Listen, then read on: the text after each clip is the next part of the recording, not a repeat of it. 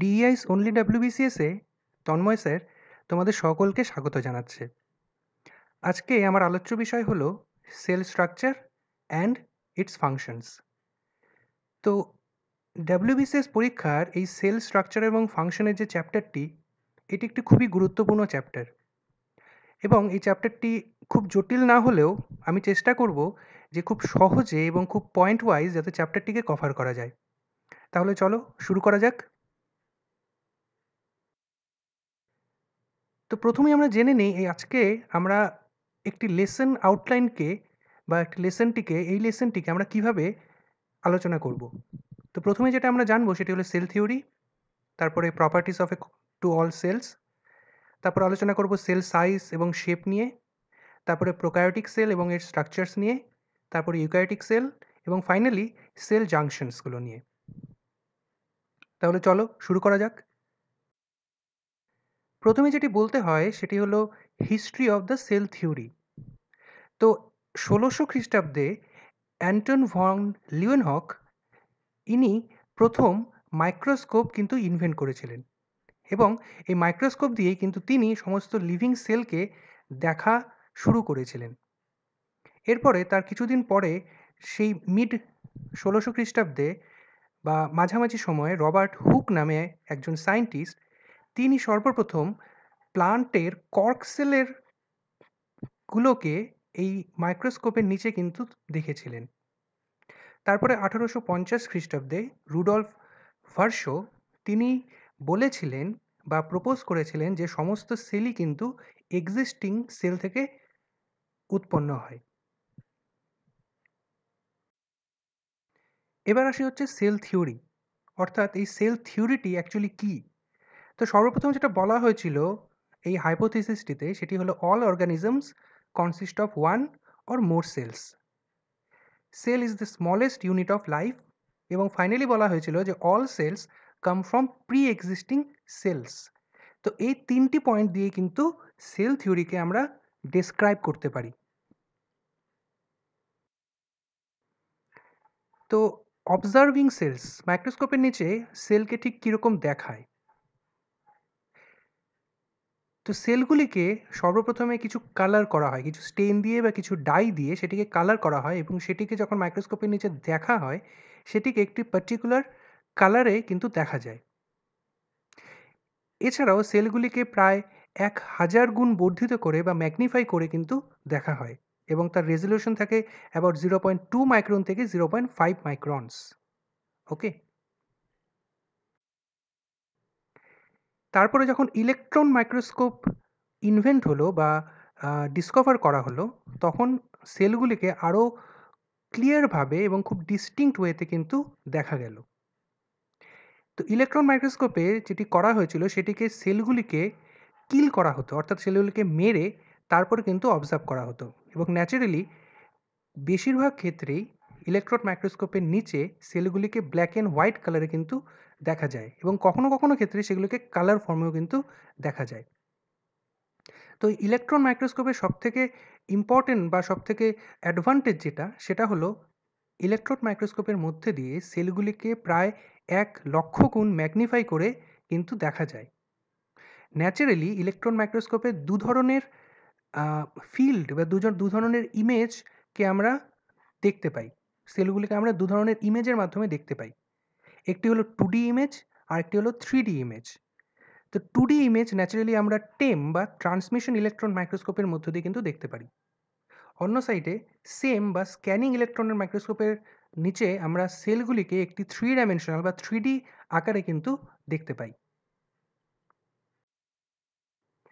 তো তোমরা এখানে দেখতেই পাচ্ছ যে সেমে যে কোষগুলি আছে সেগুলিকে একটি 3D ফর্মে অর্থাৎ 3 ডাইমেনশনাল ফর্মে কিন্তু দেখা যাচ্ছে।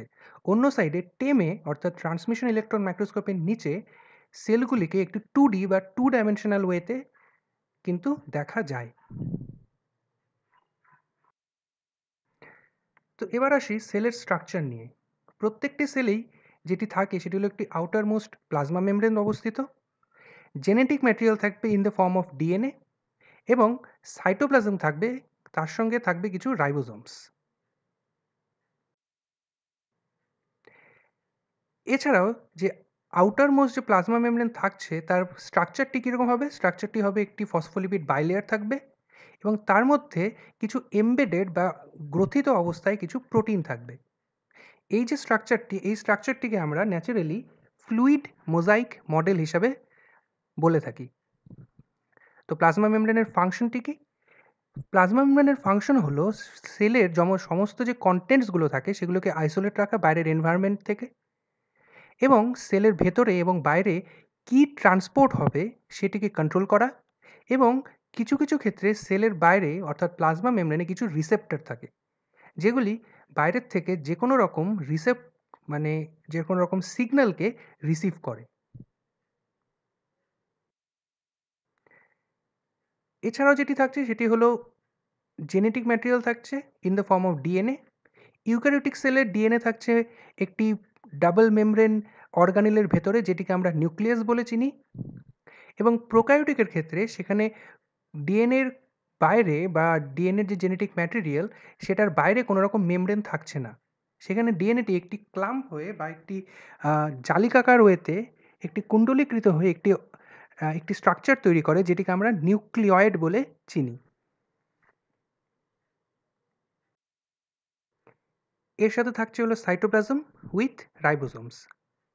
তো সাইটোপ্লাজম হলো সেলের ভেতরে যে ফ্লুইডিক এরিয়া থাকছে, অর্থাৎ প্লাজমা মেমব্রেনের ভেতরে, অর্থাৎ প্লাজমা মেমব্রেনের দ্বারা আবৃত হয়ে যে ফ্লুইডিক যে সেমি সলিড বা জেলি লাইক যে ম্যাটেরিয়ালটা থাকছে সেটিকে বলা হচ্ছে হলো সাইটোপ্লাজম। অর্থাৎ নিউক্লিয়াসের বাইরে যে যে সেমি সলিড বা যে জেল ফর্মে বা জেলি লাইক যে স্ট্রাকচারগুলো থাকছে সেটিকে আমরা বলছি সাইটোপ্লাজম। অন্য সাইডে তার সাথে থাকছে কিছু রাইবোসোমস, এবং রাইবোসোমসকে আমরা ন্যাচারালি প্রোটিন ফ্যাক্টরি হিসাবে চিনি। অর্থাৎ রাইবোসোমের প্রধান কাজ হলো প্রোটিন সিনথেসিস করা। তারপরে যেটি একটি প্রশ্ন এসেই যায় যে সেল এত ছোট কেন হয়? তার কারণ হলো cell needs sufficient surface area to allow adequate transport of nutrients in and wastes out. As the cell volume increases, so does the need for the transporting the nutrients and waste. তার মানে হলো সেলের surface area যত বড় হবে তার transport করতে বা নিউট্রিয়েন্টসগুলোকে ঢোকাতে সেলের ভেতরে এবং ওয়েস্ট ম্যাটেরিয়ালগুলোকে বের করতে তত সুবিধে হবে, এবং যত ভলিউম ইনক্রিজ করে তার সারফেস এরিয়াও তত বেড়ে যায়। ঠিক আছে? এই জন্য কী হয়, নিউট্রিয়েন্টস এবং ওয়েস্টগুলোকে খুব সহজেই কিন্তু বাইরে এবং ভেতরে ট্রান্সপোর্ট করতে সুবিধে হয়। এবার আমরা দেখে নিই সেলের সাইজগুলো ঠিক কীরকম হয়। তো তোমরা এই ছবিতে দেখতেই পাচ্ছ একটি plant cell about 10 to 100 micrometer কিন্তু সাইজে হয়ে থাকে। অন্য সাইডে একটি নিউরন যেটি প্রায় 70 মাইক্রোমিটার কিন্তু হয়ে থাকে। অন্য সাইডে একটি এইচআইভি ভাইরাস অ্যাবাউট 100 ন্যানোমিটার হয়ে থাকে। অন্য সাইডে একটি এস্চেরিচিয়া কোলাই ব্যাকটেরিয়াম 1 থেকে 5 মাইক্রোমিটার লং হয়ে থাকে। একটি রেড ব্লাড সেল যেটি আমাদের যে লোহিত রক্তকণিকা সেটি প্রায় 7 থেকে 8 মাইক্রোমিটার ইন ডায়ামিটার কিন্তু হয়ে থাকে। তো আমরা এখান থেকে দেখতেই পাচ্ছি যে প্রত্যেকটি সেলের সাইজ কিন্তু খুবই ছোট।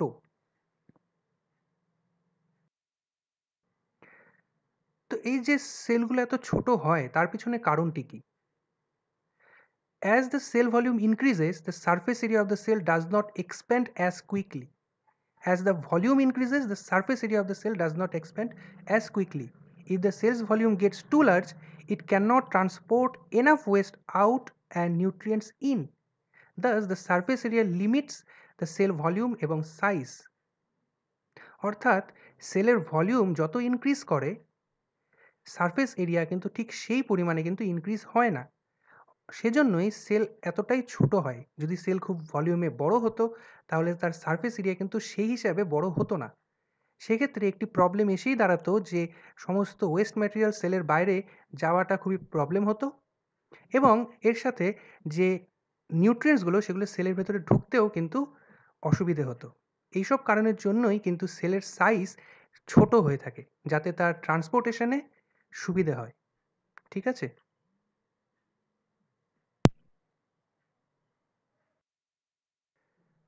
তো এবার আমরা দেখব যে সেল কেন এত ছোট হয়। এক্ষেত্রে প্রথমে যেটি বলতে হয় সেটি হলো একটি রেশিও, যেটিকে আমরা এরিয়া বা surface area to volume ratio বলে থাকি। এখানে তোমরা দুটি ঘনক দেখতে পাচ্ছ। এই ঘনক দুটিকে আমরা বলতে পারি তর্কের খাতিরে দুটো সেল। তো বাঁদিকের যে সেল সেটি একটি সেল এবং তার ভলিউম অনেকটাই বড়, এবং ডান দিকে সেই সেম ভলিউমের মধ্যে অ্যাবাউট 8টি সেল কিন্তু বর্তমান আছে। তো এখানে প্রথম সেলটিতে যেখানে নাম্বার অফ সেল 1, তার টোটাল সারফেস এরিয়া দাঁড়াচ্ছে হলো 24 সেন্টিমিটার স্কোয়ার এবং টোটাল ভলিউম দাঁড়াচ্ছে হলো 8 সেন্টিমিটার স্কোয়ার কিউব, এবং প্রথম সেলটিতে তার surface area to volume ratio হচ্ছে 3:1। কিন্তু ডান দিকের ছবিটিতে যেখানে নাম্বার অফ সেল 8, কিন্তু সেখানে টোটাল সারফেস এরিয়া হয়ে যাচ্ছে কিন্তু 48 সেন্টিমিটার স্কোয়ার, যেটি প্রথমটির তুলনায় প্রায় দ্বিগুণ, এক্স্যাক্টলি দ্বিগুণ, এবং কিন্তু তার টোটাল ভলিউম দাঁড়াচ্ছে হলো 8 সেন্টিমিটার কিউব, অর্থাৎ প্রথমটির সঙ্গে এক্স্যাক্টলি সেম।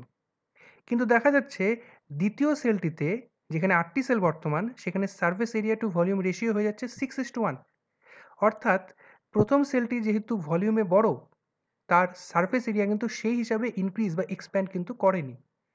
কিন্তু সেকেন্ড কেসে যেখানে 8টি সেল বর্তমান, সেখানে কিন্তু টোটাল ভলিউম সেম থাকলেও তার সারফেস এরিয়া কিন্তু অনেকটাই বেশি, এবং সারফেস এরিয়া এবং ভলিউম যে রেশিওটা সেটিও অনেকটা বেশি।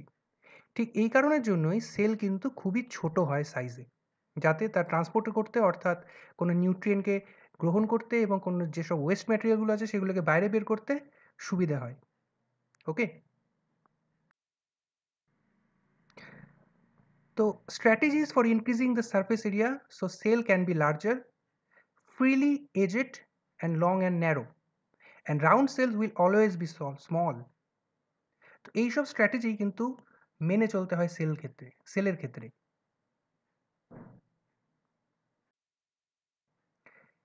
এবার আসছি প্রোক্যারিওটিক সেল স্ট্রাকচারকে নিয়ে। Prokaryotic cells are smaller, simpler in structure than eukaryotic cell, এবং এটি কিন্তু পৃথিবীর বা আমাদের যে লাইফ বলা যায়, যে লাইফ অন আর্থ, সেই লাইফ অন আর্থের ফার্স্ট সেল কিন্তু প্রোক্যারিওটিক সেল। এর মধ্যে কী কী পড়ছে? ব্যাকটেরিয়া এবং সমস্ত আর্কাইক সেল যেগুলো আছে সেগুলো। প্রোক্যারিওটিক সেলের সবথেকে গুরুত্বপূর্ণ অংশ যেটি, সেটি হলো prokaryotic sell do not contain any kind of nucleus and the membrane bound অর্গানিলস। তো এই দুটি ক্যারেক্টারকে দিয়ে কিন্তু যে কোনো প্রোক্যারিওটিক সেলকে আমরা ডিফাইন করতে পারি। এবার আসছি প্রোক্যারিওটিক সেলের স্ট্রাকচার নিয়ে। কী কী স্ট্রাকচার বর্তমান? Plasma membrane, cell wall, cytoplasm with ribosome, nucleoid, capsule, flagella or pili. এই ফ্ল্যাজেলা, পিলি এবং ক্যাপসিউল কিন্তু সবসময় বা সব প্রোক্যারিওটিক সেলে কিন্তু থাকে না। কিছু কিছু ক্ষেত্রে এই তিনটি পার্ট কিন্তু সেলে বা প্রোক্যারিওটিক সেলে কিন্তু উপস্থিত থাকে। এই ছবিটিতে তোমরা দেখতেই পাচ্ছ এটি একটি প্রোক্যারিওটিক সেল, এবং এখানে একটি মেমব্রেন রয়েছে, একটি সেল ওয়াল রয়েছে, এবং তার বাইরে একটি সেল ক্যাপসিউল রয়েছে, এবং তার সাথে কিছু পিলাস বা পিলি, এবং তার সাথে কিন্তু ফ্ল্যাজেলাম রয়েছে, এবং ভেতরে সাইটোপ্লাজম এবং প্রোক্যারিওটিক রাইবোজোম এবং নিউক্লিয়েট বর্তমান। এই নিউক্লিয়েটটি হলো প্রোক্যারিওটিক সেলের জেনেটিক ম্যাটেরিয়াল।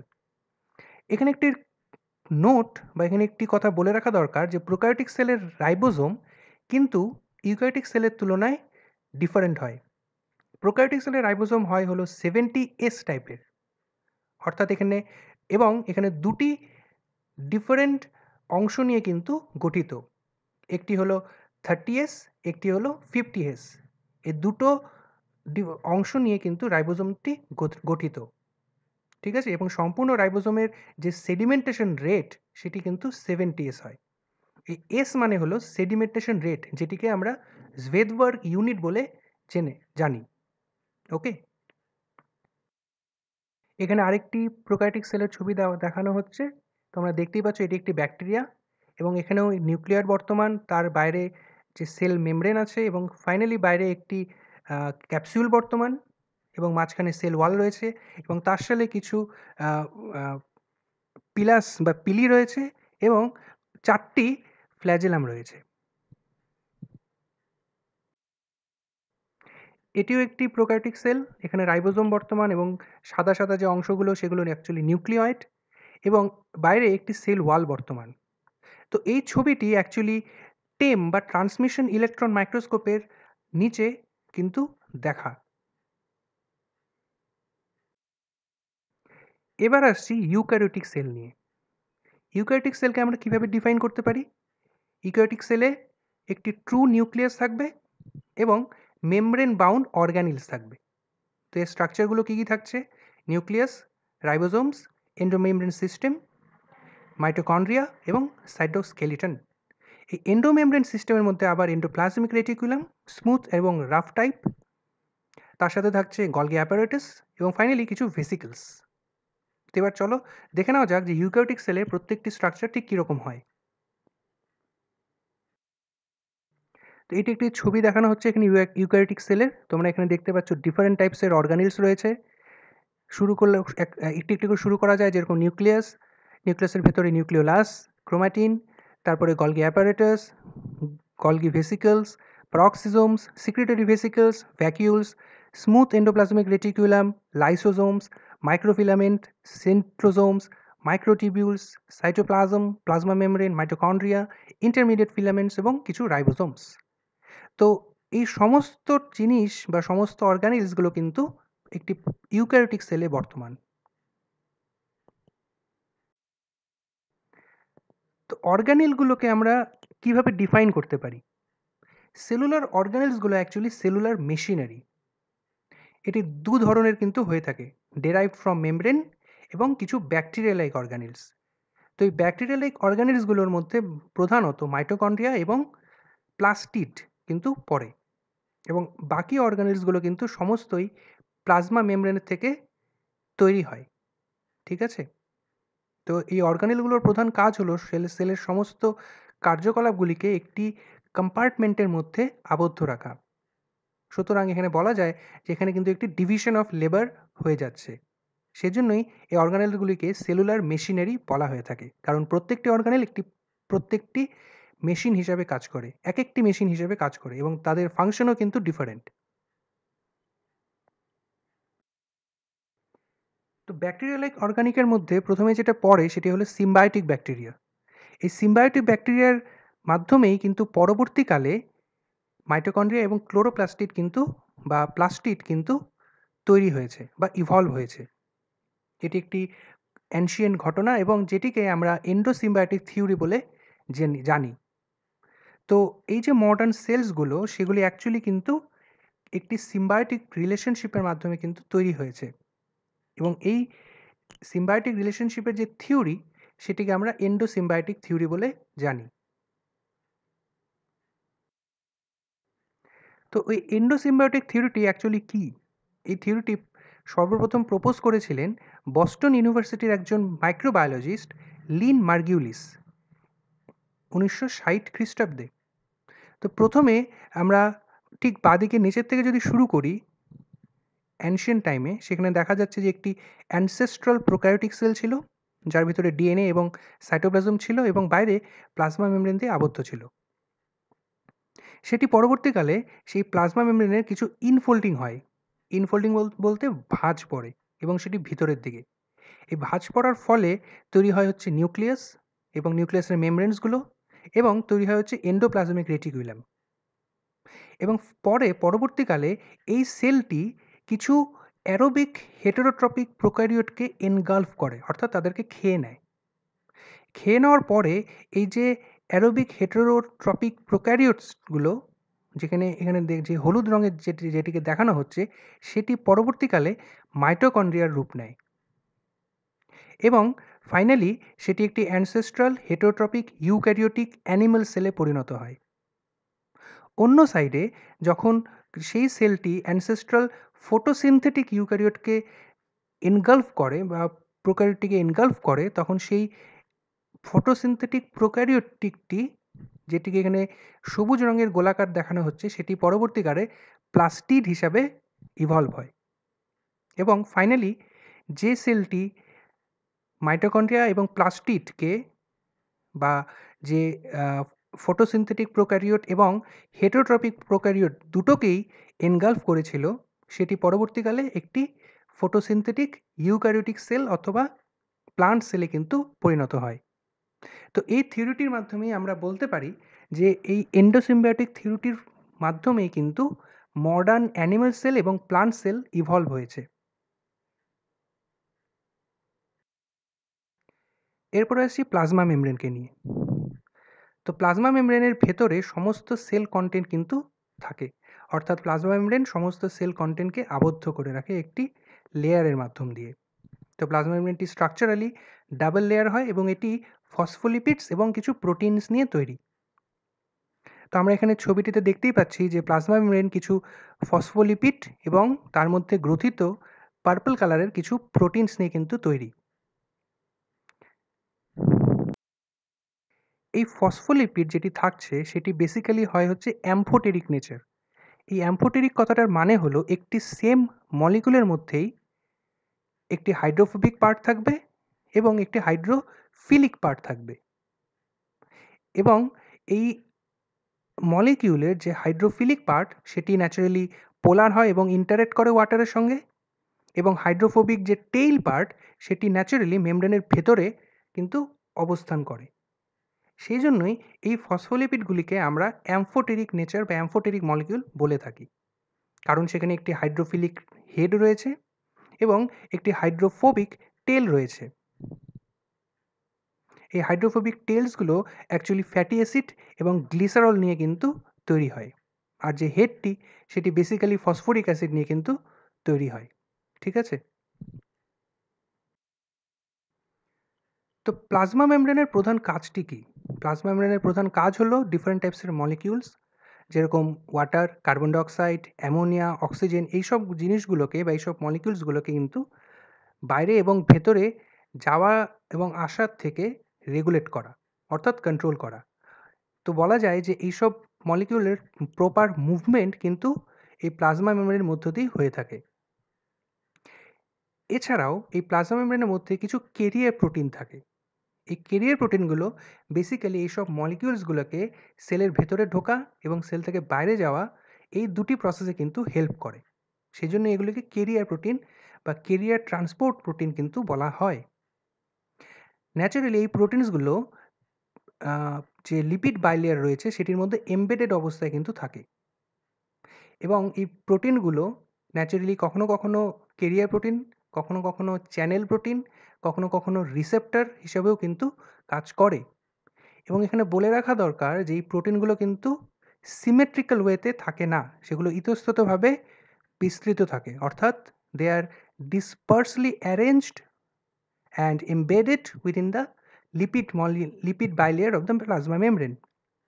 তো এই যে মডেলটি, এটিকে আমরা ন্যাচারালি ফ্লুইড মোজাইক মডেল হিসাবে চিনি। এখানে এই ফ্লুইডিক পার্টটি হলো বেসিক্যালি লিপিড বাইলেয়ার দিয়ে তৈরি, যার মধ্যে মোজাইক আকারে বা ইতস্ততভাবে প্রোটিনসগুলো কিন্তু বিক্ষিপ্ত থাকে। তো এখানে দেখা যাচ্ছে যে কীরকম ভাবে ডিফারেন্ট মলিকিউল সেলের ভেতরে ঢোকে এবং সেল থেকে বাইরে যায়।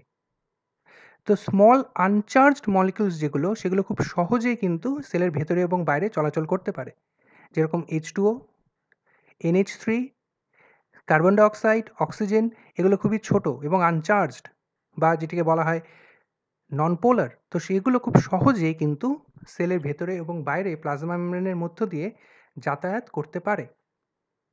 এরপর হচ্ছে কিছু লিপিড সলিউবল সাবস্টেন্সেস, যেরকম হাইড্রোকার্বনস, এগুলোও কিন্তু খুব সহজেই সেলের ভেতরে ঢুকে যেতে পারে। এবার আসছে কিছু ওয়াটার সলিউবল সাবস্টেন্সেস, যেগুলোকে আমরা হাইড্রোফিলিক বলি, যেরকম গ্লুকোজ। এই হাইড্রোফিলিক নেচারের জন্যই গ্লুকোজ কিন্তু সহজে প্লাজমা মেমব্রেনের ভেতরে ঢুকতে পারে না। এছাড়াও যেগুলো চার্জড আয়নস, যেরকম সোডিয়াম, পটাশিয়াম, ক্যালসিয়াম, ক্লোরিন, এগুলো কিন্তু সহজে প্লাজমা মেমব্রেনের ভেতরে ঢুকতে পারে না। সেই কারণেই এইসব মলিকিউলসের জন্য একটি ক্যারিয়ার প্রোটিন দরকার পড়ে, যাতে এই ক্যারিয়ার প্রোটিনের সাহায্য নিয়ে এই মলিকিউলসগুলো সেলের ভেতরে যেতে পারে এবং ভেতর থেকে বাইরে বেরোতে পারে। ওকে? তো মেমব্রেন প্রোটিন বেসিক্যালি চ্যানেলস হতে পারে, যেগুলোকে আমরা ট্রান্সপোর্টার বলি। এই চ্যানেল প্রোটিনের মধ্য দিয়ে মলিকিউলসগুলো কিন্তু ওয়ান ডাইরেকশন মানে একটা দিকে কিন্তু যাতায়াত করতে পারে। অর্থাৎ প্রত্যেকটি চ্যানেল প্রোটিন প্রত্যেকটি আয়ন বা মলিকিউলের জন্য নির্দিষ্ট। একটি চ্যানেল প্রোটিন কিন্তু অন্যটির বা একটি আয়ন কিন্তু অন্য একটি চ্যানেল প্রোটিনের ভেতর দিয়ে যাতায়াত করতে পারবে না। উদাহরণস্বরূপ একটি সোডিয়াম চ্যানেলের ভেতর দিয়ে কিন্তু কখনোই একটি ক্লোরিন ঢুকতে পারবে না। ওকে, এছাড়াও মেমব্রেনের কিছু রিসেপ্টর বর্তমান। এই রিসেপ্টরগুলো বাইরে থেকে যেসব কেমিক্যাল বা কোনো রকম ফটো বা লাইট বা কোনো রকম ফিজিক্যাল যে স্টিমুলাস বা সিগন্যাল সেগুলোকে কিন্তু রিকগনাইজ করে এবং সেগুলোকে রিসিভ করে। তো আমরা এখানে এই ফ্লুইড মোজাইক মডেলের একটি ছবি কিন্তু দেখতে পাচ্ছি। এখানে লিপিড বাইলেয়ার বর্তমান এবং তার সাথে কিছু প্রোটিন ইতস্ততভাবে বিক্ষিপ্ত রয়েছে। এই প্রোটিনগুলোকে আমরা দুটি ভাগে ভাগ করি। একটি হলো পেরিফেরাল প্রোটিন, যেগুলো মেমব্রেনের বাইরের দিকে এবং ভেতরের দিকে অবস্থান করে, এবং আরও কিছু আছে যেগুলোকে আমরা ইন্টিগ্রাল প্রোটিন বলি, যেগুলো প্লাজমা মেমব্রেনের মধ্যে এমবেডেড অবস্থায় বা গ্রথিত অবস্থায় থাকে। এছাড়াও এই প্রোটিনগুলোর সাথে কখনো কখনো কিছু কার্বোহাইড্রেট বা কখনো কখনো কিছু লিপিড কিন্তু যুক্ত থাকে। তার সাথেও কোলেস্টেরলও কিন্তু এই প্লাজমা মেমব্রেনের মধ্যে গ্রথিত অবস্থায় বা এমবেডেড অবস্থায় কিন্তু থাকে। যখন এই প্রোটিনগুলির সাথে কোনো কার্বোহাইড্রেট পার্ট অ্যাটাচ থাকে সেটিকে আমরা গ্লাইকোপ্রোটিন বলে থাকি। আবার যখন কোনো লিপিডের সাথে কোনো কার্বোহাইড্রেট যুক্ত থাকে সেটিকে আমরা গ্লাইকোলিপিড বলে থাকি। ওকে, এই গ্লাইকোপ্রোটিনগুলো অ্যাকচুয়ালি কিছু রিসেপ্টর হিসেবে কাজ করে। অর্থাৎ প্রত্যেকটি সেলে একটি নির্দিষ্ট টাইপের কিন্তু গ্লাইকোপ্রোটিন বর্তমান, এবং সেটিকে দেখেই আমরা চিনতে পারি বা আইডেন্টিফাই করতে পারি যে এটি কোন সেল। আবার মেমব্রেনের মধ্যে কিছু প্রোটিন থাকে যেগুলি এনজাইমেটিক কাজ করে, অর্থাৎ কিছু এনজাইম রয়েছে। আমরা জানি যে এনজাইম কিন্তু প্রোটিনিশিয়াস ইন নেচার হয়ে থাকে, এবং এই এনজাইমসগুলি ডিফারেন্ট টাইপসের কাজ বা ডিফারেন্ট টাইপসের মেটাবলিক। এরপর আসছে নিউক্লিয়াস। নিউক্লিয়াসের প্রধান কাজই হলো সমস্ত জেনেটিক ম্যাটেরিয়াল অর্থাৎ ডিএনএকে নিউক্লিয়াসের ভেতরে আবদ্ধ রাখা এবং সেলের বাইরের এনভায়রনমেন্ট থেকে সেটিকে রক্ষা করা। So DNA actually directs and controls the activities of the cell. DNA determines which type of RNA are made, and the RNA leaves the nucleus and directs the synthesis of protein in the cytoplasm.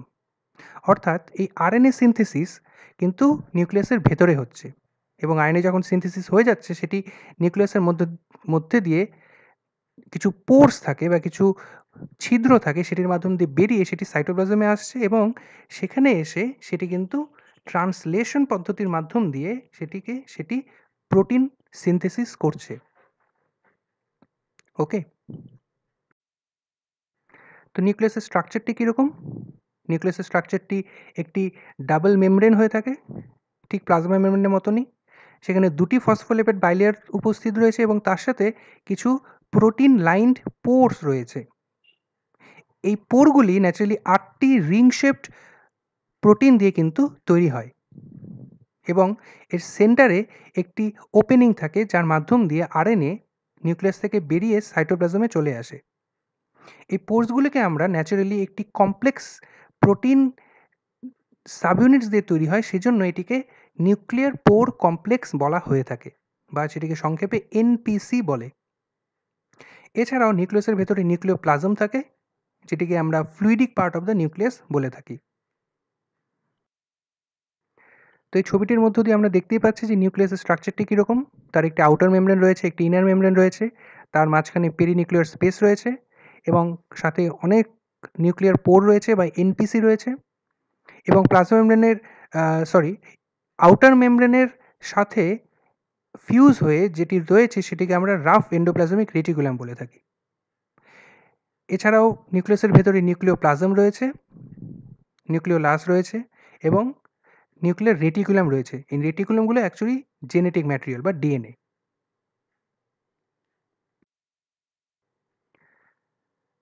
DNA যেটি নিউক্লিয়াসের মধ্যে রয়েছে সেটি actually chromosome আকারে কিন্তু arranged থাকে, অর্থাৎ যে নিউক্লিয়ার রেটিকুলাম সেগুলি অরিজিনালি কিন্তু ক্রোমোজোমস। তো এই ক্রোমোজোমসটি কী? ক্রোমোজোমসটি হলো the fiber of the DNA and the proteins attached to the DNA, অর্থাৎ ডিএনএ এর সাথে কিছু প্রোটিন অ্যাটাচড হয়ে যে স্ট্রাকচারটি ফর্ম করে সেটিকে বলা হয় ক্রোমোজোম। তাহলে ক্রোমাটিনটি কি? All of the cell's DNA and the associated protein, অর্থাৎ সেলের মধ্যে যে সমস্ত ডিএনএ রয়েছে এবং তার সাথে অ্যাসোসিয়েটেড যে প্রোটিন রয়েছে সেটিকে একত্রে কিন্তু ক্রোমাটিন বলা হয়। এবার আসছি স্ট্রাকচার। নিউক্লিয়াসের স্ট্রাকচারটি কীরকম? এটি ন্যাচারালি ওভাল শেপড বা স্ফেরিক্যাল শেপড হয়ে থাকে। সেখানে কনডেন্সড অবস্থায় কিছু ডিএনএ রয়েছে এবং এখানে কিন্তু রাইবোজোমাল সাবইউনিটস যেগুলো থাকে, আমরা জানি যে রাইবোজোম অনেকগুলি সাবইউনিট নিয়ে তৈরি হয় এবং তার সাথে কিছু আরএনএও কিন্তু যুক্ত থাকে। সেজন্য রাইবোজোমকে অনেক সময় রাইবো নিউক্লিয় প্রোটিন বলা হয়, কারণ রাইবোজোমের মধ্যে প্রোটিন এবং তার সাথে কিছু আরএনএ বর্তমান। তো এই সাবইউনিটসগুলো কিন্তু নিউক্লিয়াসের ভেতরেই কিন্তু সিনথেসিস হয়।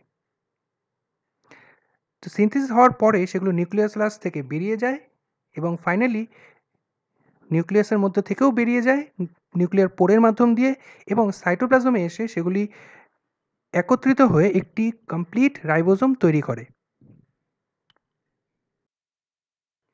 এবার আসছি এন্ডোমেমব্রেন সিস্টেম নিয়ে। তো এন্ডোমেমব্রেন সিস্টেমটি actually A series of organelles responsible for modifying the protein chains into there final form, synthesizing of the lipids, and packaging of fully modified proteins and lipids into vesicles for export or use in the cell. অর্থাৎ এই endomembrane সিস্টেমের মধ্য দিয়ে প্রোটিনগুলি modified হয়। Modified বলতে প্রোটিনগুলি different chemical কম্পোজিশনে তৈরি হয়, অর্থাৎ ডিফারেন্ট টাইপসের কার্বোহাইড্রেট, ডিফারেন্ট টাইপসের লিপিড বা ডিফারেন্ট টাইপসের কেমিক্যালস প্রোটিনের সাথে সংযুক্ত হয়। তো এই প্রসেসটাকে আমরা প্রোটিন মডিফিকেশন বলে থাকি।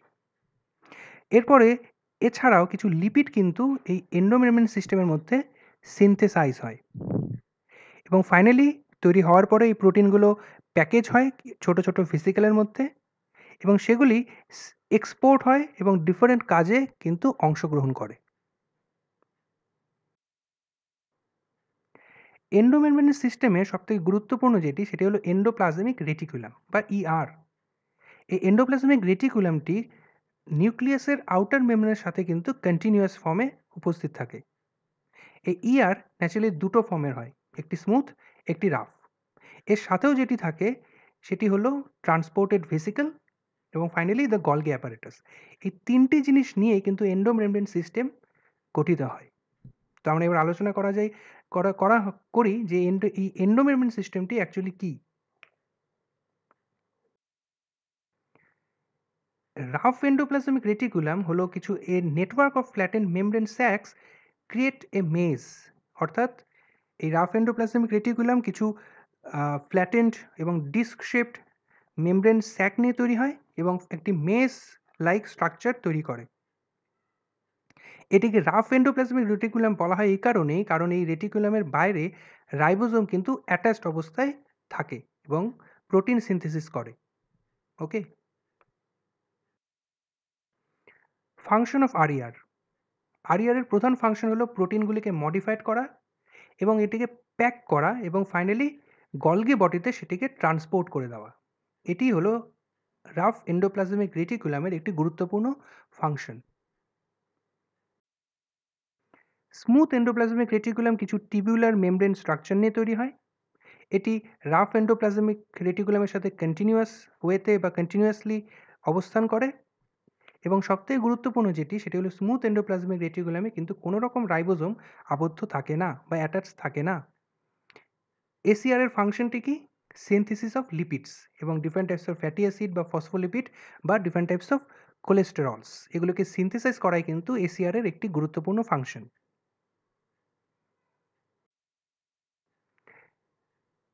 এই দুটো ফাংশন ছাড়াও আরইআর এর কিছু অ্যাডিশনাল ফাংশন থাকে, যেরকম in muscle cells the SR stores calcium ions and release them during the muscle contraction.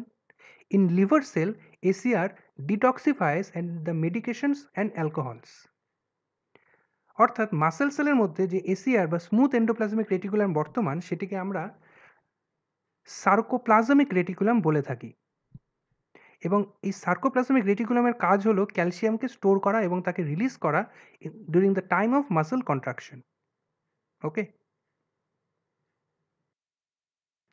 তো এই ছবিটিতে আমরা দেখতে পাচ্ছি যে এন্ডোমেমব্রেন সিস্টেমে বা রাইবোজোমটি ঠিক কিভাবে অবস্থিত।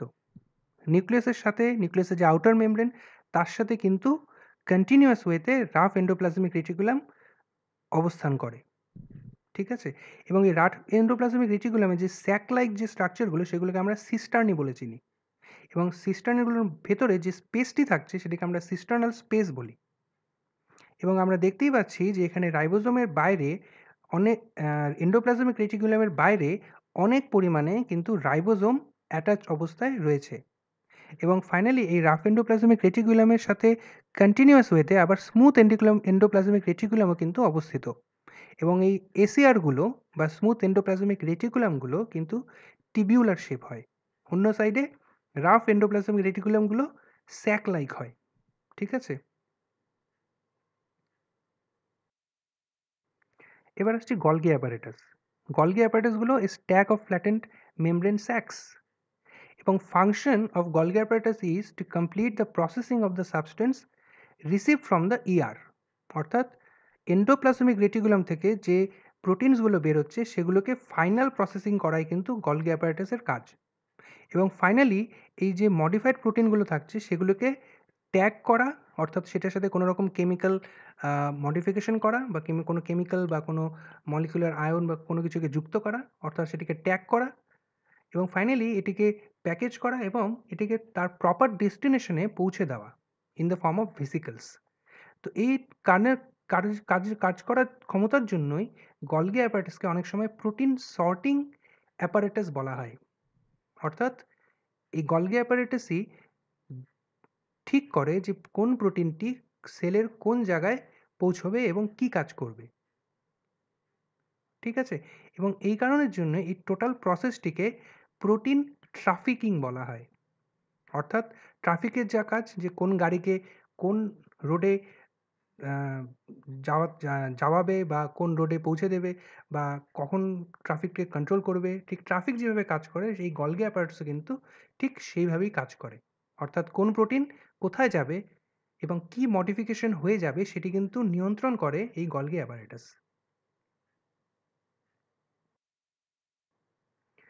Golgi apparatus actually receives the transport vesicles from the ear on one side of the organelle, and the vesicles bind to the first layer of Golgi and its content enter the Golgi. Okay, and then the proteins and lipids are modified as they pass through the layer of Golgi, and finally some molecular tags are added to the fully modified substances. So এই ট্যাগগুলো actually Golgi অ্যাপারেটাসের মধ্যেই কিন্তু যুক্ত হয় এবং these tags allow the substance to be sorted and packaged appropriately, and finally the tags also indicate where the substance is to be shipped. অর্থাৎ Golgi অ্যাপারেটাসের মধ্যে যে প্রোটিনসগুলো modified হয়ে আসলো সেগুলোকে ফাইনালি ট্যাগ করা, যে সেটি কোন ডেস্টিনেশনে পৌঁছবে সেটি কিন্তু এই গলগি অ্যাপারেটাসই ঠিক করে। ওকে, তো আমরা এখানে গলগি অ্যাপারেটাসে একটি ছবি দেখতে পাচ্ছি। এখানে একটি সিস ফেজ রয়েছে, অর্থাৎ যেখান থেকে মডিফিকেশন শুরু হচ্ছে এবং ফাইনালি সেটি মডিফাইড হতে হতে ট্রান্স ফেসে কিন্তু পৌঁছচ্ছে এবং ফাইনালি ট্রান্স ফেস থেকে কিছু সিক্রেটারি ভেসিকেলের মাধ্যম দিয়ে সেটি প্রপার ডেস্টিনেশনে পৌঁছে যাচ্ছে।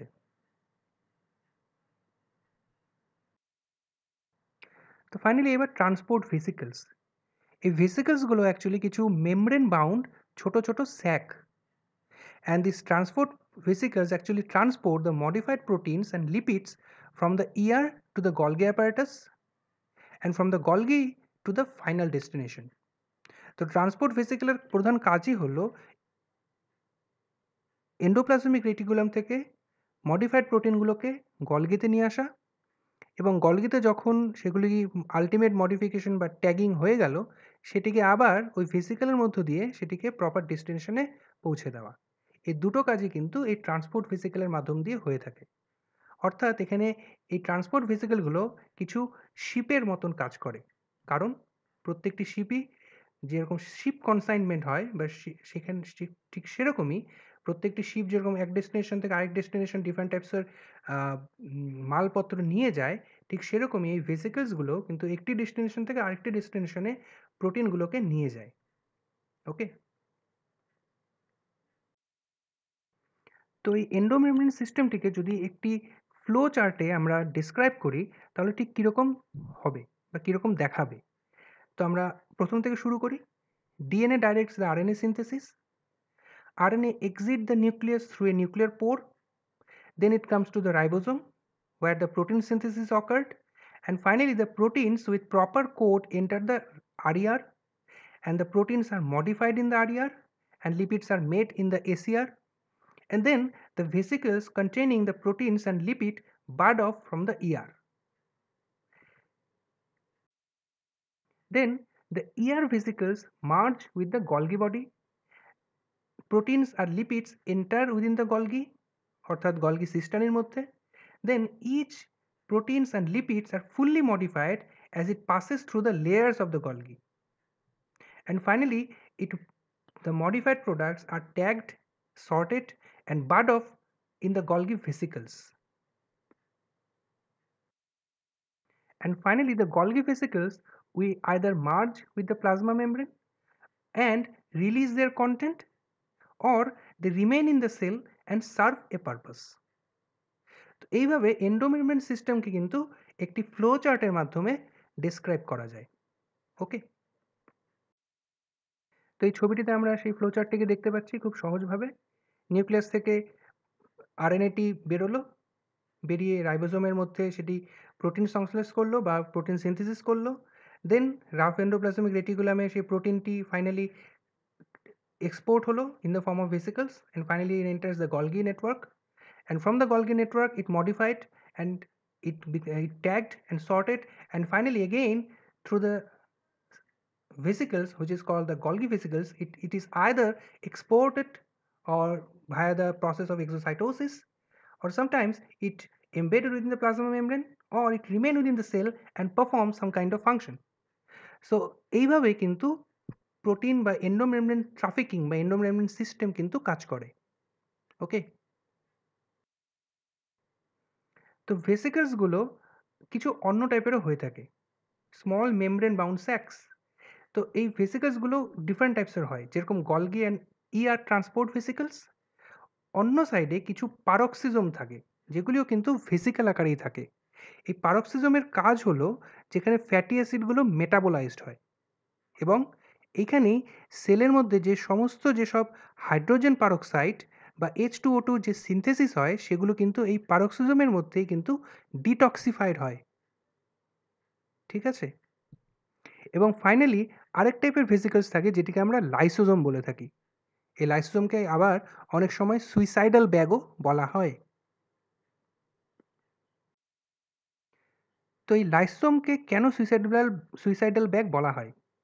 So lysosome is an example of an organelle made at the Golgi apparatus. So the Golgi package the digestive enzymes in the vesicles, and the vesicles remain in the cell and digest unwanted or damaged cell parts and merge with food vacuoles and digest the content. অর্থাৎ এই গলগির থেকেই যে digestive এনজাইমগুলো তৈরি হয় সেটি কিন্তু একটি ভেসিকেলের মধ্যে স্টোর থাকে। সেই ভেসিকেলসগুলোকে আমরা লাইসোজোম বলে চিনি, এবং এই লাইসোজোমের কাজটি কি? ডিফারেন্ট টাইপসের যে আনওয়ান্টেড এবং ড্যামেজ সেল পার্ট থাকে সেগুলোকে ডাইজেস্ট করা, এবং কখনো কখনো যে ফুড ভ্যাকিউল তৈরি হয় সেই ফুড ভ্যাকিউলগুলোকে এই লাইসোজোমের সাথে অ্যাটাচ হয়ে বা মার্জ হয়ে ফাইনালি সেই ফুড ভ্যাকিউলসগুলোকে বা ফুড কন্টেন্টসগুলোকে ডাইজেস্ট করাই কিন্তু এই লাইসোজোমের কাজ। ওকে, তো লাইসোজোম ডিজিজের জন্য একটি ডিজিজ হয় যেটিকে আমরা টাই-সেক্স ডিজিজ বলে থাকি। কখন হয়? When the lysosome is missing the enzymes needed to digest the lipid found in the nerve cell. As a result, the lipid accumulate and the nerve cells are damaged as the lysosome swells with undigested lipids.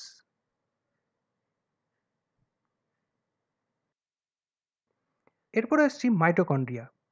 এটি স্ট্রাকচারটি কীরকম? 1 to 5 micron, তার বাইরে একটি outer membrane থাকছে, ভেতরে একটি inner membrane থাকছে যেটি হাইলি ফোল্ডেড। এই ফোল্ডগুলোকে আমরা ন্যাচারালি ক্রিস্টি বলে থাকি, এবং এই দুটি ফোল্ডের মাঝখানে একটি ইন্টার মেমব্রেন স্পেস বর্তমান, যেটিকে আমরা আউটার কম্পার্টমেন্ট বলি, এবং এই ইনার মেমব্রেনের ভেতরে যে ইনার কন্টেন্ট থাকে বা ইনার কম্পার্টমেন্ট থাকে সেটিকে আমরা ম্যাট্রিক্স বলে চিনি। এই ম্যাট্রিক্সে আবার ডিএনএ এবং রাইবোজোম কিন্তু বর্তমান।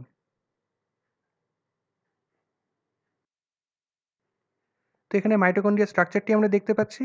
এখানে বাইরে একটি আউটার মেমব্রেন, ভেতরে ইনার মেমব্রেন যেটি হাইলি ফোল্ডেড, যেগুলোকে আমরা ক্রিস্টি বলি, এবং তার ভেতরে একটি ম্যাট্রিক্স বর্তমান, যেটিকে আমরা ইনার কম্পার্টমেন্ট বলি। তো মাইটোকন্ড্রিয়াল ফাংশনটি কি? Synthesis of ATP.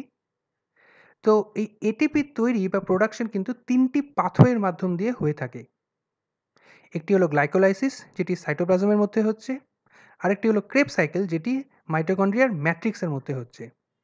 এবং ফাইনালি ইলেকট্রন ট্রান্সপোর্ট সিস্টেম, যেটি ইন্টারমেমব্রেন স্পেসের মধ্যে সংগঠিত হয়। ওকে,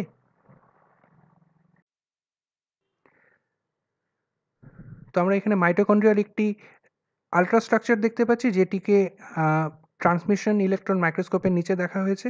তো এখানে আমরা দেখতেই পাচ্ছি যে এখানে দুটি মেমব্রেন রয়েছে এবং ভেতরে অনেক ক্রিস্টি রয়েছে বা ফোল্ডেড ইনার মেমব্রেন কিন্তু বর্তমান।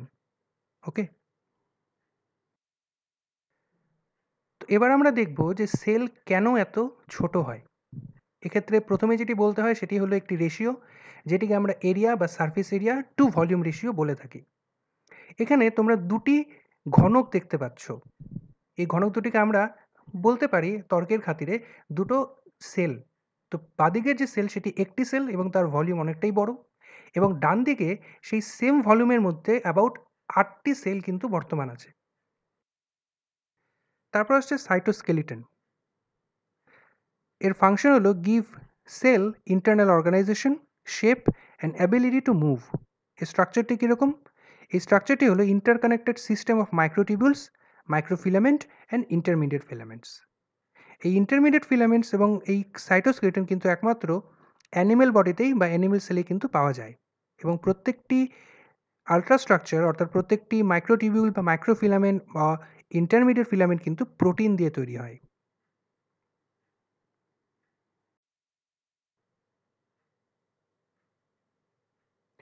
তো আমরা এখানে সাইটোস্কেলিটনের স্ট্রাকচারটি দেখতে পাচ্ছি, যেখানে সেলের ভেতরে একটি নেটওয়ার্ক তৈরি করছে এবং সেলকে একটি স্ট্রাকচারাল সাপোর্ট দিচ্ছে এবং তার শেপটিকে কিন্তু মেনটেন করছে।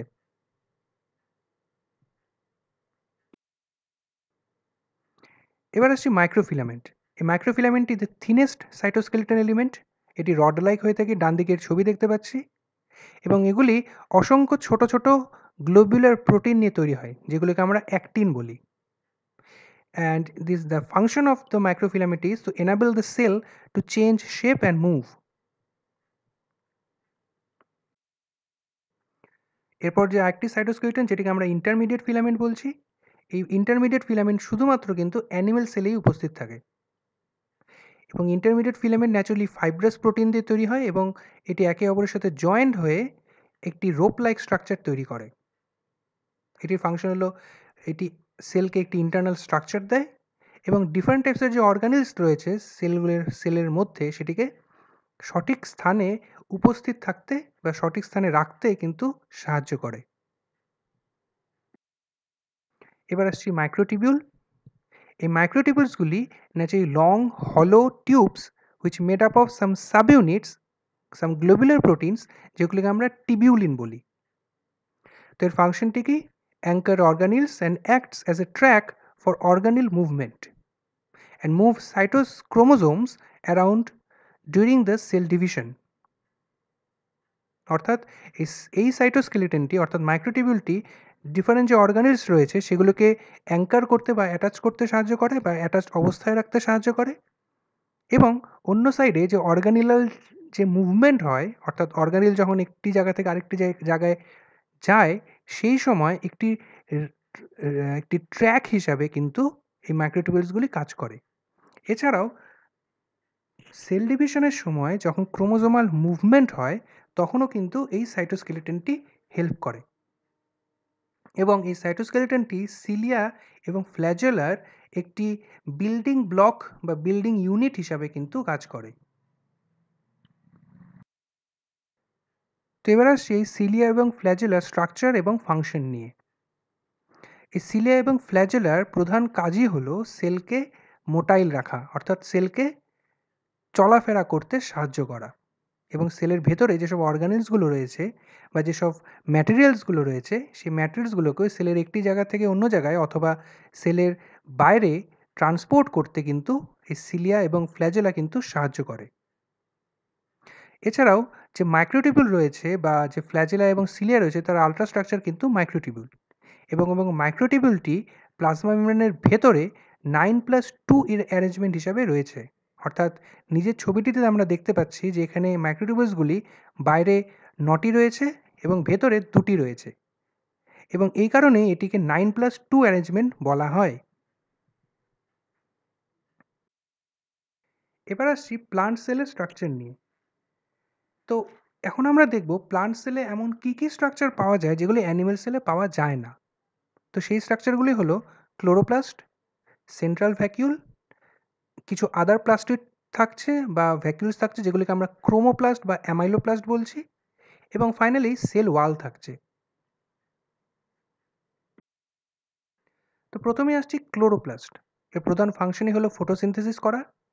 এই স্ট্রাকচারটি হলো দুটি আউটার মেমব্রেন রয়েছে এবং ভেতরে কিছু মেমব্রেন সিস্টেম রয়েছে যেটিকে আমরা থাইলাকয়েড মেমব্রেন সিস্টেম বলি।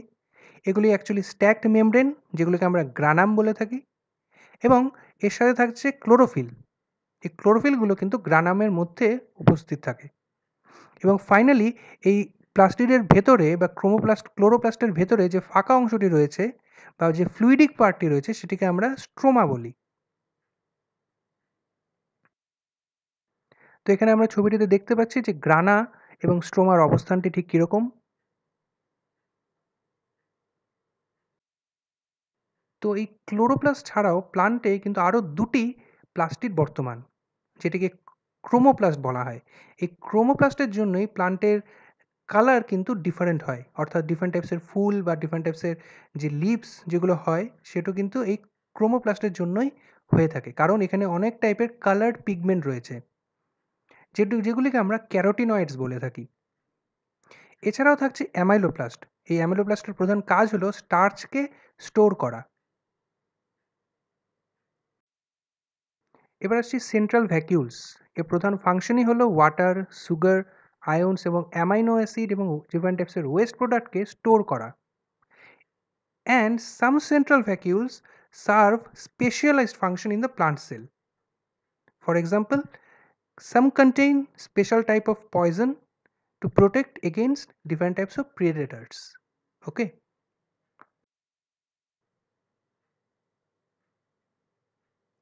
তো আমরা এখানে সাইটোস্কেলেটনের স্ট্রাকচারটি দেখতে পাচ্ছি যেখানে সেলের ভেতরে একটি নেটওয়ার্ক তৈরি করছে এবং সেলকে একটি স্ট্রাকচারাল সাপোর্ট দিচ্ছে এবং তার শেপটিকে কিন্তু মেনটেন করছে।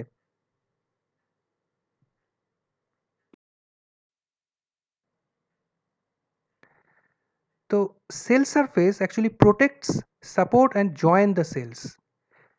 তো এই সেল সারফেসগুলি অ্যাকচুয়ালি সেলকে প্রোটেক্ট করে, সাপোর্ট করে এবং অন্যান্য সেলের সাথে জয়েন হতে কিন্তু সাহায্য করে।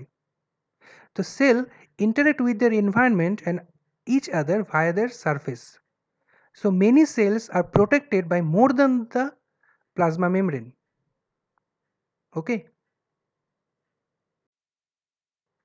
তো এই সেল ওয়ালের ফাংশনটি কি? সেল ওয়ালের ফাংশন হলো ইট provides the structure and the protection. এই সেল ওয়ালটি কিন্তু কখনোই অ্যানিম্যাল সেলে পাওয়া যায় না। এটি একমাত্র প্লান্ট, ব্যাকটেরিয়া, ফাঙ্গাস এবং কিছু প্রোটিস্টের ক্ষেত্রে কিন্তু উপস্থিত থাকে। তো এই স্ট্রাকচারটি কি? ইট wraps around the plasma membrane. It is made up of mostly cellulose and other polysaccharides and connected via plasmodesmata. এই প্লাজমোডেসমাটাগুলি হলো কিছু চ্যানেল যেটি এই সেল ওয়ালের মধ্য দিয়ে পাস থ্রু হয়। ওকে।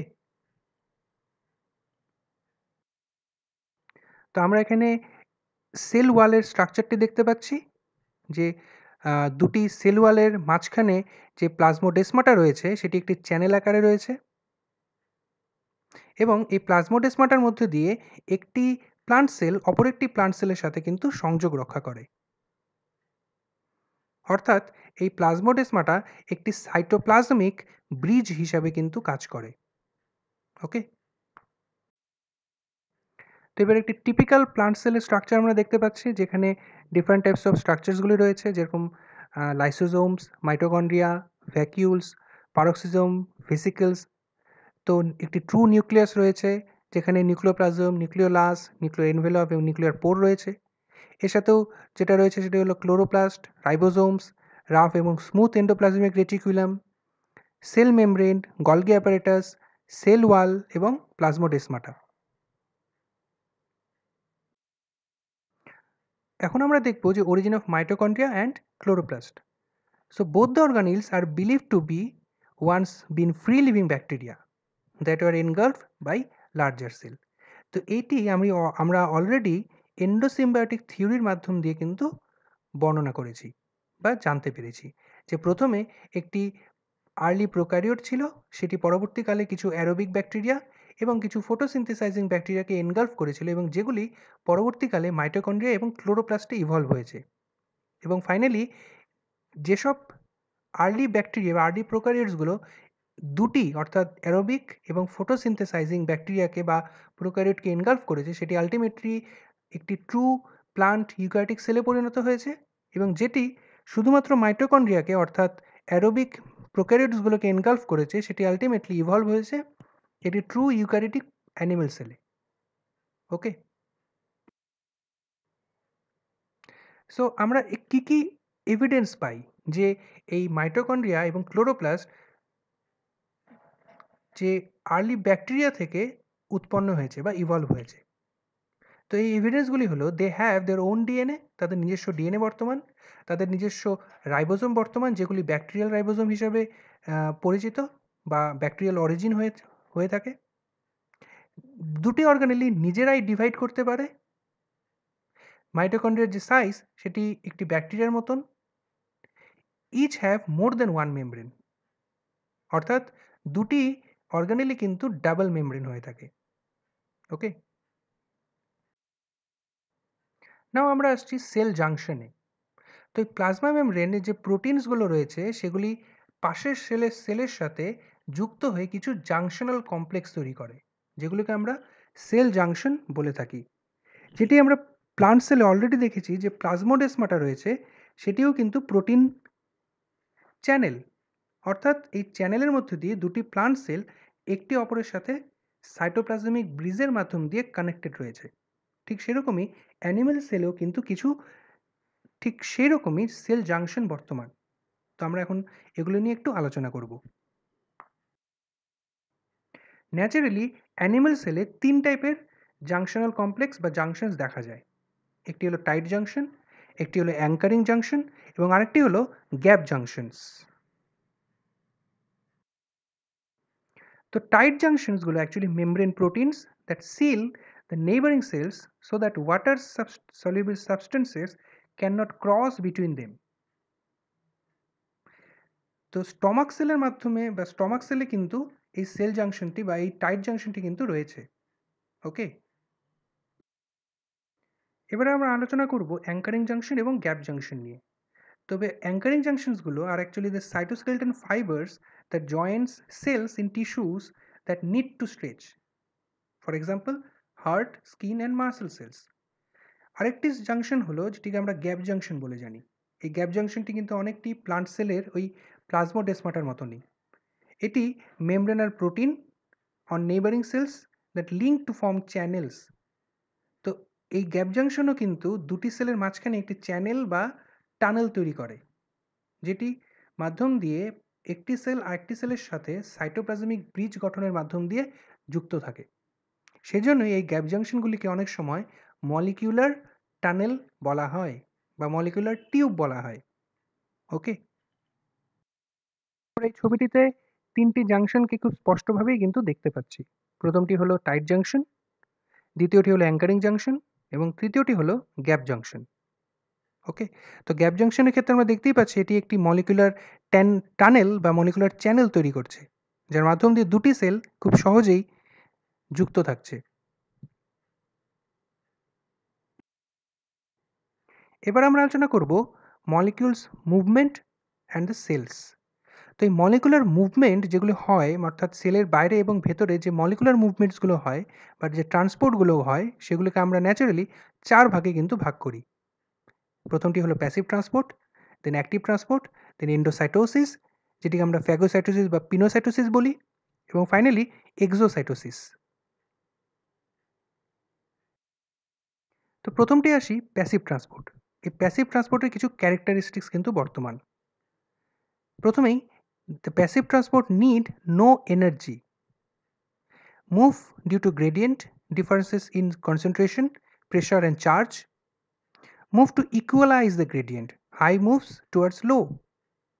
অর্থাৎ এই প্যাসিভ ট্রান্সপোর্ট কিন্তু একটি গ্রেডিয়েন্ট মুভমেন্ট, অর্থাৎ হাই কনসেন্ট্রেশন থেকে লো কনসেন্ট্রেশনে যাবে, গিয়ে দুটি সলিউটকে বা দুটি সলভেন্টকে কিন্তু ইকুয়াল কনসেন্ট্রেশনে তৈরি করবে। ঠিক আছে?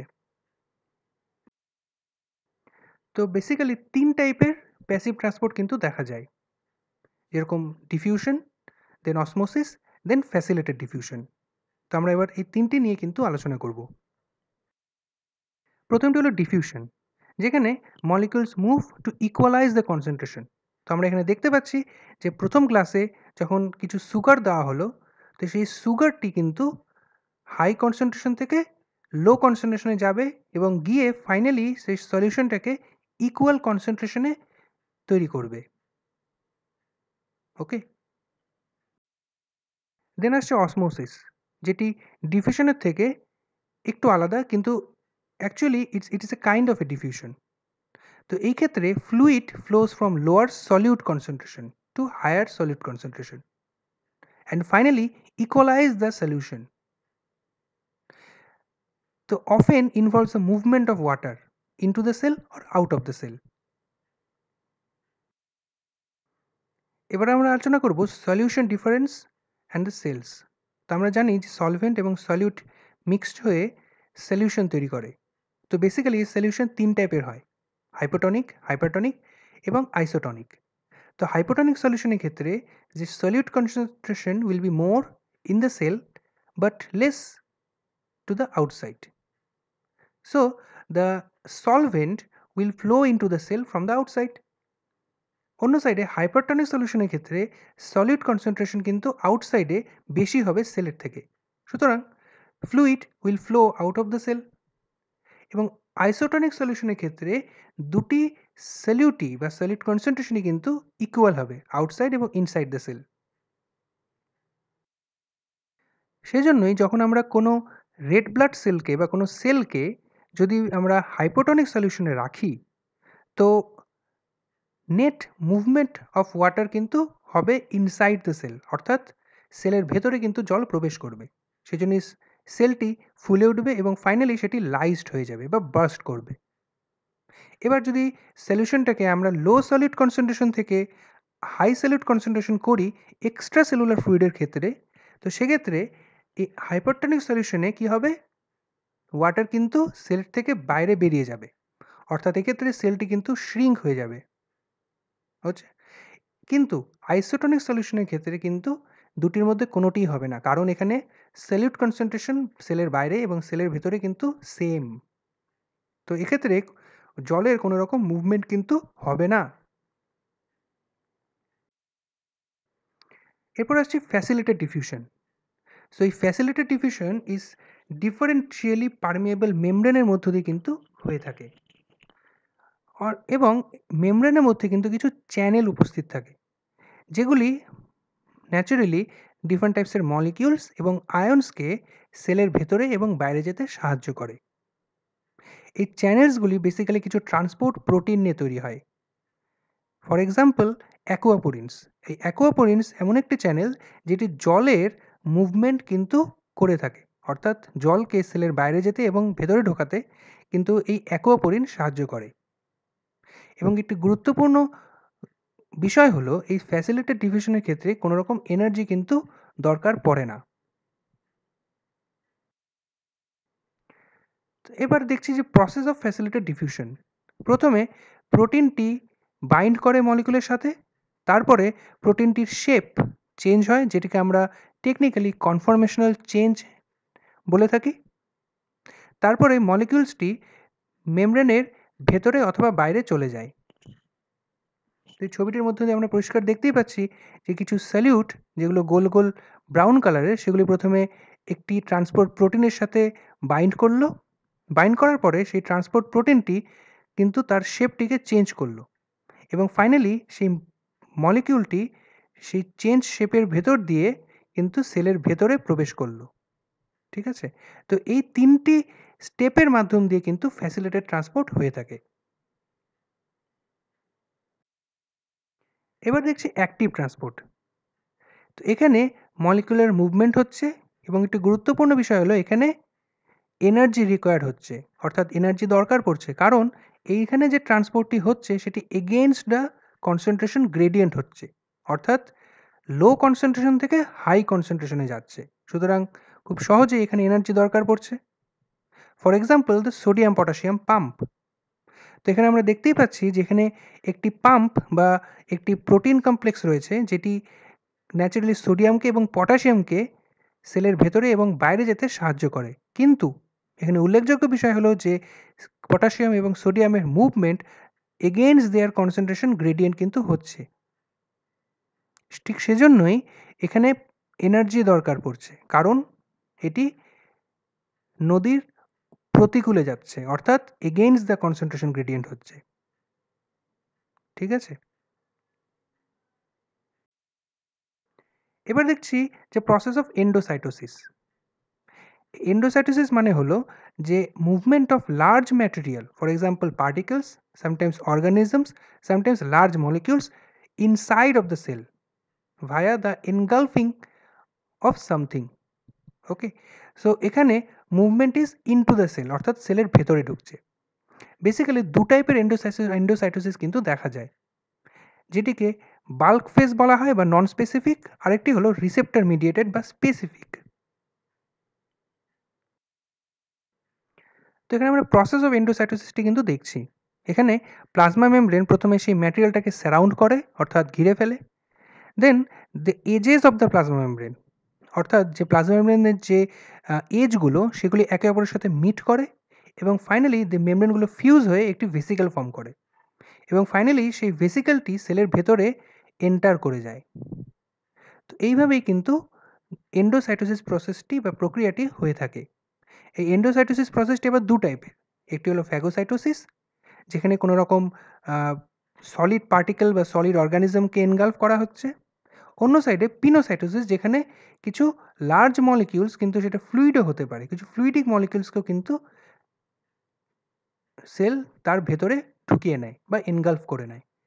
তো এই ফ্যাগোসাইটোসিসকে ন্যাচারালি সেল ইটিং বলা হয়, আবার পিনোসাইটোসিসকে ন্যাচারালি সেল ড্রিঙ্কিং বলা হয়। ওকে, তো আমরা অলরেডি ডিসকাস করলাম যে ফ্যাগোসাইটোসিস মানে হলো সেল ইটিং এবং পিনোসাইটোসিস মানে হলো সেল ড্রিঙ্কিং। তো এটি দুটি ডিফারেন্ট প্রসেস অফ এন্ডোসাইটোসিস। ওকে, এবং এখানে উল্লেখযোগ্য যে দুটি ক্ষেত্রেই কিন্তু ফাইনালি ভেসিকেল ফর্ম করছে।